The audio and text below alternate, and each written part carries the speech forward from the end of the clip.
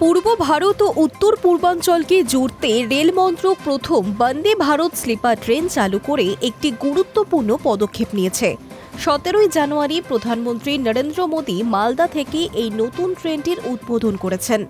এখন রেল মন্ত্রক আনুষ্ঠানিকভাবে এই নতুন ট্রেনটির সম্পূর্ণ সময়সূচি ঘোষণা করেছে। জেনে নেওয়া যাক এই ট্রেন কবে থেকে আনুষ্ঠানিকভাবে চলবে এবং কোন কোন স্টেশনে থামবে।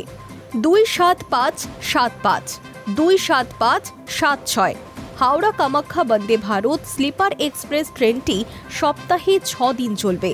কামাখ্যা থেকে ছেড়ে আসা ট্রেনটি বুধবার ছাড়া সপ্তাহের বাকি সব দিন চলবে, আর হাওড়া থেকে ছেড়ে আসা ট্রেনটি বৃহস্পতিবার ছাড়া সপ্তাহের বাকি সব দিন চলবে। এবার জেনে নেওয়া যাক এই ট্রেনের সময়সূচি। এই ট্রেন ছাড়ার ও পৌঁছানোর সময় এমনভাবে নির্ধারণ করা হয়েছে যাতে যাত্রীরা সন্ধ্যায় ট্রেনে উঠে পরের দিন সকালে গন্তব্যে পৌঁছতে পারেন। হাওড়া থেকে কামাখ্যাগামী ট্রেনটি সন্ধ্যা 6:20 ছেড়ে পরের দিন সকাল 8:15 কামাখ্যা স্টেশনে পৌঁছবে। কামাখ্যা থেকে হাওড়াগামী ট্রেনটি সন্ধে 6:15 ছেড়ে পরের দিন সকাল 8:20 হাওড়া স্টেশনে পৌঁছচ্ছে।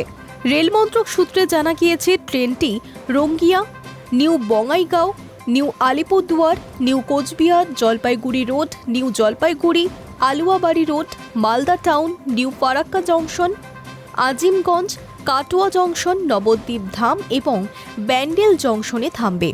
এই বন্দে ভারত স্লিপার ট্রেনটি চালু হওয়ায় যাত্রীরা, বিশেষ করে পশ্চিমবঙ্গ, উত্তরবঙ্গ, অসমের যাত্রীরা ব্যবসা, পর্যটন এবং তীর্থ ভ্রমণের জন্য উপকৃত হবেন বলেই আশা করা হচ্ছে। Hi news network.